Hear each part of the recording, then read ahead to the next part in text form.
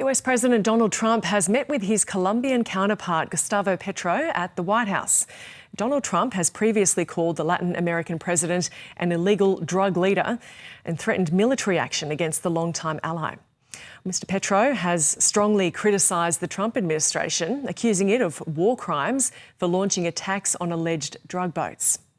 A phone call between the two leaders after the capture of Venezuela's Nicolas Maduro appeared to soften relations and resulted in an invitation to Washington.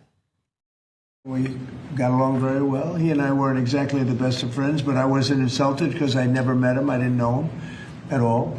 And we got along very well, and we're working on that. We're working on some other things too, including sanctions. And we had a very good meeting. So you did you agree with that? I thought he was terrific. He was very good. We got along great. Let's get more on this with Professor Guadalupe Correa-Cabrera, who is the co-director of the Terrorism, Transnational Crime and Corruption Centre at George Mason University. She joins us now from Mexico City. Professor Correa-Cabrera, thank you for your time. Overall, how did this meeting go?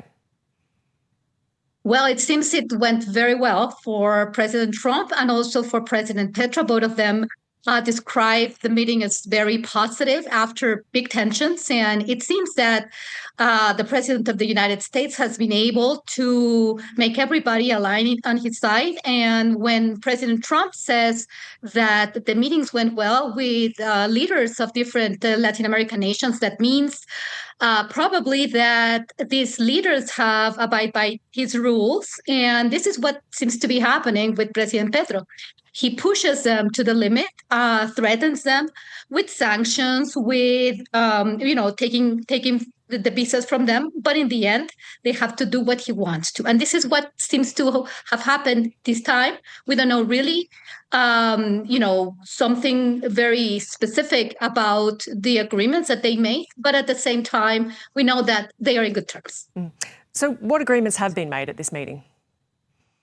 Well, we really don't know a lot of details, but what we know is that they talked about sanctions, about drug policy, collaboration in anti-narcotics cooperation. That has been, always the case. With Petro, the situation got a little bit tense, but Colombia has been a very, very close ally of the United States. And it seems that, Trump has been able to make this continuing, and Petro is going to abide by Trump's and the United States rules that other presidents have done. So it seems that this meeting was precisely to make Colombia to be aligned to the interests of the United States. Well, I guess that feeds into what I was just about to ask you, but ultimately, what was the aim or the wish from each side for this meeting?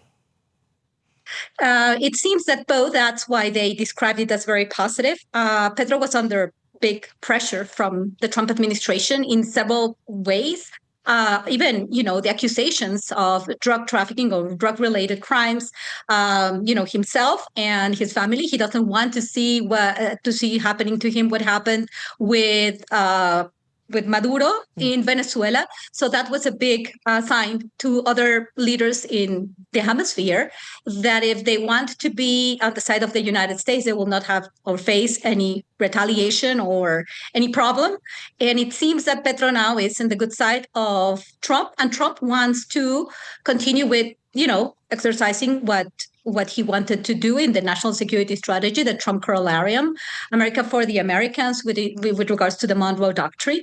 And, he has control and reestablishing control over the whole hemisphere. So, but both of them, this is important. Petro is not going to face what Maduro faced, and, Donald Trump is reestablishing control over the hemisphere. Yeah, so dialogue established after what has been a very strained relationship.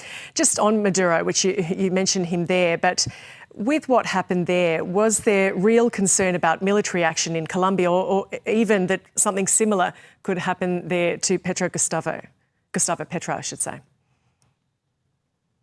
Yes, that's correct. It's not going to happen because both of them are agreeing on certain things. And strategically, Colombia, and he mentioned that today, that Colombia is not just a forgotten territory in the Americas, but it's at the center of the north and the south of the hemisphere. And strategically, Colombia has always occupied a very important place. And probably in order for him not to face the same circumstances, they have to deal with, immigration issues. We know that the Darien Gap is close by, and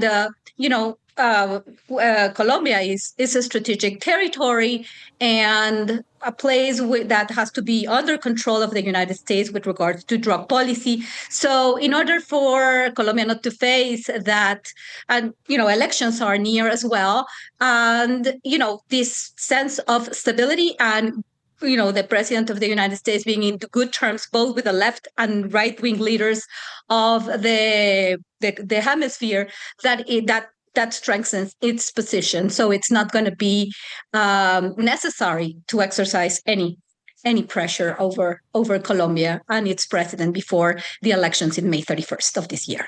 Mm-hmm. So this has been an important step. What do you expect will or should follow from this?